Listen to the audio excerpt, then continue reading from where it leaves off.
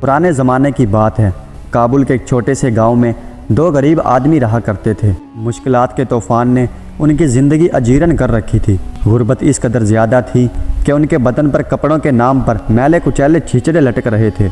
वो दोनों सारा दिन काबुल की गलियों और बाज़ारों में घूमते रहते। कोई ना कोई खुदा का बंदा उन्हें खाना खिला देता, जिससे कम अज़ कम उनका पेट भर जाता। एक दिन वो दोनों ही ऐसे गलियों में घूम रहे थे।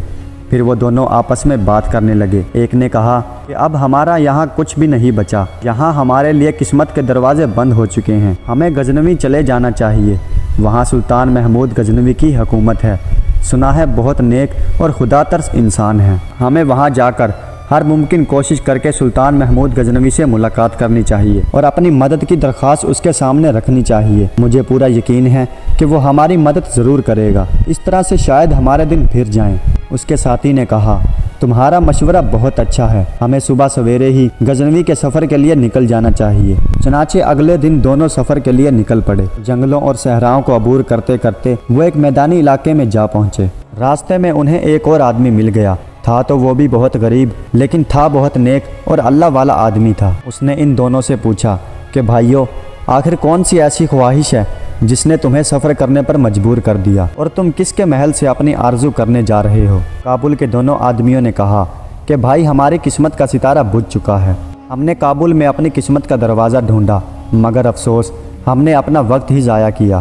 शायद काबुल अब हमें कुछ भी नहीं दे सकता, इसीलिए अब हमने गजनवी का रुख किया है। सुल्तान महमूद गजनवी के पास जा रहे हैं। सुना है ज़रूरतमंदों के लिए उसके दरवाजे हमेशा ही खुले रहते हैं और वो किसी को खाली हाथ वापस नहीं भेजते। ये बताने के बाद काबुल के दोनों आदमियों ने उस आदमी से पूछा कि भाई, तुम किस मकसद के लिए सफ़र पर निकले हो?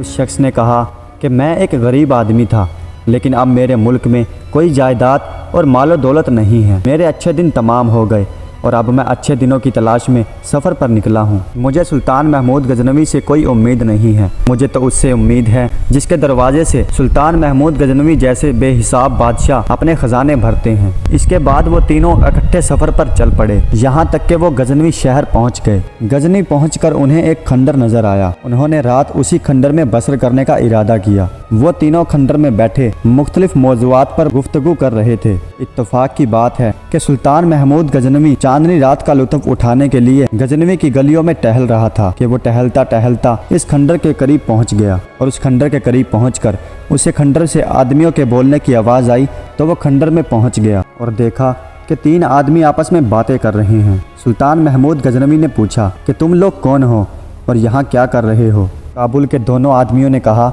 हम पर गुर्बत और तंदस्तियों ने डेरे जमाए हुए हैं। हालात ऐसे हैं कि खाने को मुश्किल से मिलता है। अपनी गुर्बत के घोड़े पर सवार होकर इस दुनिया में घूम रहे हैं। सुल्तान ने पूछा कि तुम्हारी ख्वाहिश क्या है?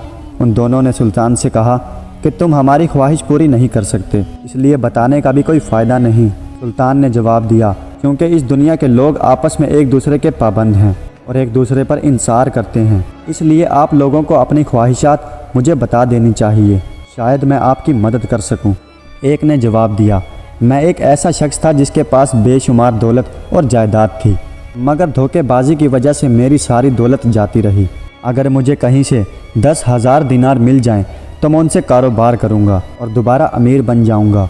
काबुल का दूसरा आदमी बोला, मैं एक बदकिस्मत इंसान था, मगर किस्मत ने मुझे अमीर बना दिया। मेरी एक बहुत खूबसूरत बीवी थी जिससे मैं बहुत प्यार करता था। इसकी बरकत से जैसे मुझ पर दौलत की बारिश होने लगी। मेरा एक आलीशान महल था जिसमें बेशुमार खादमाएं थी जो मेरी और मेरी बीवी की खिदमत किया करती थी। लेकिन एक दिन ऐसा हुआ कि मेरी बीवी की अचानक तबीयत ख़राब हो गई और वो उसी दिन अचानक दम तोड़ गई। इसके बाद किस्मत ने ऐसा पलटा खाया कि मैं इस हाल को पहुंच गया कि अब खाने के भी पैसे नहीं।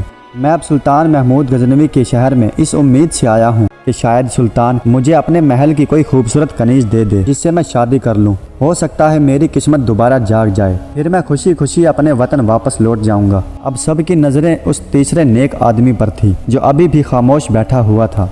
सुल्तान ने गर्दन घुमाकर इसकी तरफ देखा और पूछा, क्या तुम्हें किसी चीज़ की ख्वाहिश नहीं?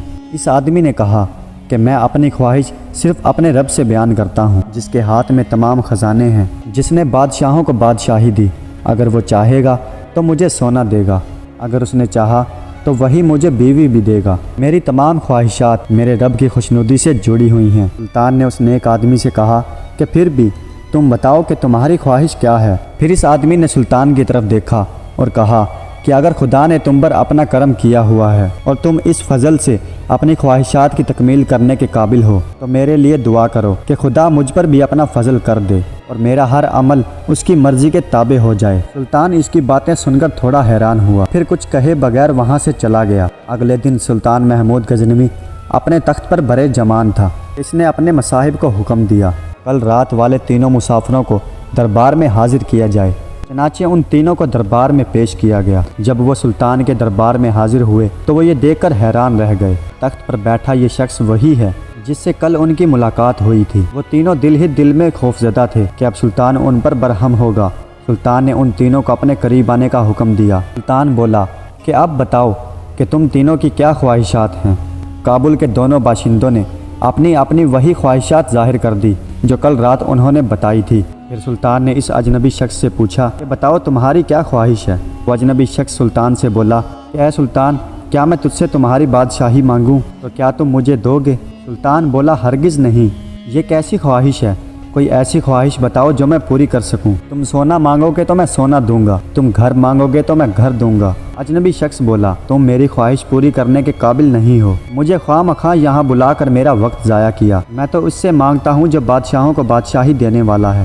اگر میرے رب نے دینے کا ارادہ کر لیا ہے تو کوئی اسے روک نہیں سکتا، اور اگر میرے رب نے نہ دینے کا ارادہ کر لیا ہے تو کوئی اس کی مرضی کے بغیر دے نہیں سکتا۔ سلطان چاہتا تھا کہ یہ اجنبی شخص کسی نہ کسی چیز کی خواہش کرے، لیکن سلطان کے لاکھ کہنے کے باوجود اس اجنبی شخص نے سلطان کے آگے ہاتھ نہ پھیلائے۔ آخر تھک ہار کر سلطان نے حکم دیا جس شخص نے عورت کی خواہش کی ہے اسے محل کی خوبصورت کنیزوں میں سے ایک خوبصورت کنیز دے دی جائے، اور جس نے پیسوں کی خواہش کی ہے اسے سونے کے سکوں سے بھرے ہوئے 2 تھیلے دیے جائیں۔ سلطان کے حکم کی فوری تعمیل کی گئی۔ اس کے بعد سلطان نے کہا اب تم لوگ اپنے اپنے وطن واپس جا سکتے ہو۔ سلطان کے حکم پر وہ تینوں سفر پر نکل پڑے۔ ابھی چلتے چلتے وہ راستے میں ہی تھے کہ جس شخص نے سونے کے 2 تھیلے اٹھائے ہوئے تھے وہ تھیلے اٹھائے اٹھائے تھک گیا، اور اب اس کی حالت یہ تھی کہ اس سے ایک قدم بھی چلا نہیں جا رہا تھا۔ اس نے اپنے ساتھ چلتے ہوئے نیک آدمی سے کہا کہ بھائی، میں سونے کے تھیلے اٹھائے ہوئے تھک گیا ہوں، کیا تم تھوڑی دیر کے لیے میرے یہ سونے کے تھیلے اٹھا لو گے؟ نیک شخص نے جواب دیا کیوں نہیں۔ یہ کہہ کر اس نیک شخص نے وہ سونے کے تھیلے اٹھا لیے۔ دوسری طرف سلطان نے اپنے درباریوں سے کہا اس اجنبی شخص نے مجھ سے کچھ نہ مانگ کر میری توہین کی ہے۔ اس نے مجھے ایسے ٹھکرا دیا جیسے میں کوئی غریب بھکاری ہوں جو خود دوسروں کے سامنے ہاتھ پھیلانے کا محتاج ہوتا ہے، حالانکہ میں نے اس سے بار بار کہا کہ اپنی خواہش ظاہر کرو۔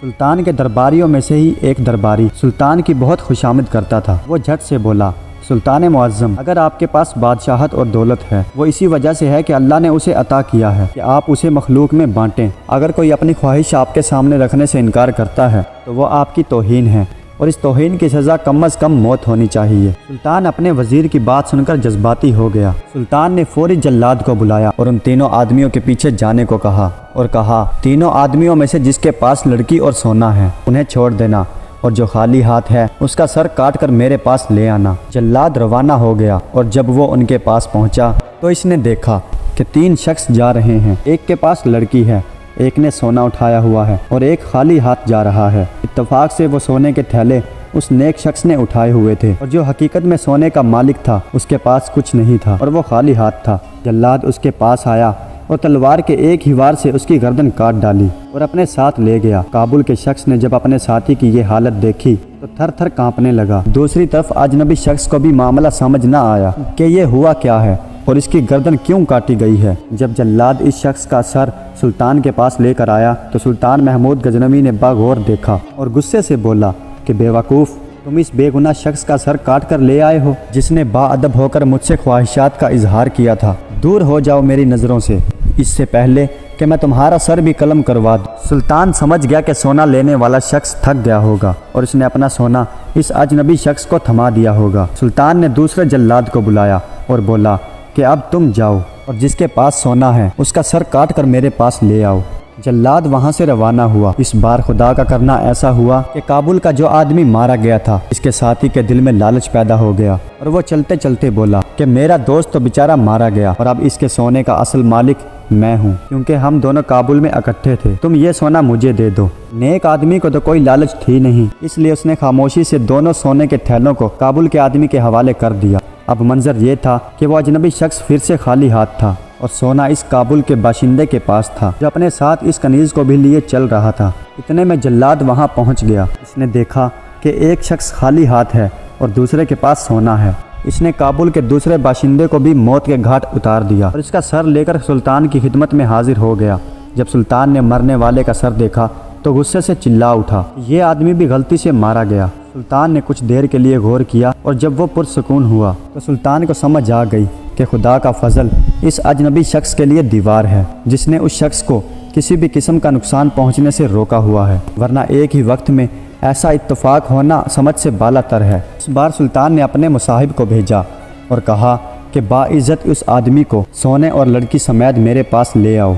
मुसाहिब रवाना हो गया। जैसे ही वो शख्स दरबार में दाखिल हुआ तो सुल्तान अपने तख्त से उठा और मुस्कुराते हुए इस अजनबी शख्स से पूछा कि बताओ तुम्हारे उन दो साथियों के साथ क्या हुआ। तो उस अजनबी शख्स ने जवाब दिया कि सुल्तान का इकबाल बुलंद हो कि जिसने सोना मांगने वाले आदमी को सोना दिया और कनीज मांगने वाले आदमी को कनीज दी, लेकिन बदले में उन दोनों की जान ले ली। अजनबी शख्स की ये बात सुनकर सुल्तान कांप कर रह गया और खुदा से गिड़गिड़ाकर माफ़ी मांगने लगा। सुल्तान ने नम आंखों से पूछा कि ऐ नेक इंसान, मुझे बताओ कि इस वक्त मैं ऐसा कौन सा नेक काम कर सकता हूँ जो मुझे खुदा के गज़ब से बचा सकता है। इस नेक आदमी ने जवाब दिया, तुम्हें सबसे पहले सच्चे दिल से अल्लाह पाक से मुआफ़ी तलब करनी है। दूसरा काम तुम्हें ये करना चाहिए कि कुछ रकम काबुल में उन दो बेगुनाह मारे जाने वालों के घर पहुंचा देनी चाहिए, ताकि वो कम अज़ कम अपनी ज़िंदगी आसानी से गुजार सकें। सुल्तान ने ऐसा ही किया। फिर सुल्तान ने कहा, मैं आपसे इल्तिजा करता हूँ कि आप अपनी सिर्फ एक ख्वाहिश मुझे बताएं, मुझे उसे पूरा करके खुशी मिलेगी। इस नेक आदमी ने देखा कि सुल्तान अब पुशेमान हो चुका है, तो इसने सुल्तान से कहा कि मैं एक बुनकर का कारोबार किया करता था और मेरा काम इस कदर वसी था, मुझे दौलत की कोई कमी नहीं थी। अगर आप मुझे एक छोटी सी दुकान खोल दें तो मैं खुदा के फजल से अपना कारोबार चला लूँगा और फिर आपके पैसे लौटा दूँगा। सुल्तान ने फ़ौरन हुक्म दे दिया। इसके बाद सुल्तान ने कहा, ऐ नेक इंसान, मेरी आपसे 3 गुजारिशात हैं। इस नेक आदमी ने कहा, जी बोलें। सुल्तान ने कहा, पहली ये कि मैंने आपके साथ जो कुछ भी किया आप मुझे इस पर माफ़ कर दें। दूसरी ये कि आप अल्लाह पाक से दुआ करें कि जो 2 बेगुनाह लोग मर गए अल्लाह पाक उनके लिए मुझे माफ़ कर दे। तीसरी गुजारिश ये है कि आप हर जुमा के रोज़ मेरे पास आया करें ताकि मैं आपकी सोहबत से कुछ सीख सकूं। उस नेक बुनकर ने तीनों ख्वाहिशात मान ली। इसके बाद इस आदमी ने खूब सख्त मेहनत की और कुछ ही अरसे में इसका कारोबार चमक उठा। दौलत की रेल पेल हो गई। वो अपनी दौलत गरीबों में तकसीम करता, जिससे उसे दिली तस्कीन मिलती। इतनी दौलत के बावजूद भी मुनकर के दिल में कभी लालच ना आई, ना ही वो कभी खुदा की याद से गाफिल हुआ। दोस्तों, उम्मीद करता हूँ कि आज की कहानी आपको पसंद आई होगी। अगर वीडियो अच्छी लगी हो तो वीडियो को लाइक कर देना और अपने दोस्तों को ज़रूर शेयर करना। हमारे चैनल को सब्सक्राइब करके बेल आइकन के बटन को भी दबा देना ताकि हमारी हर आने वाली न्यू वीडियो सबसे पहले आप तक पहुँचे। शुक्रिया।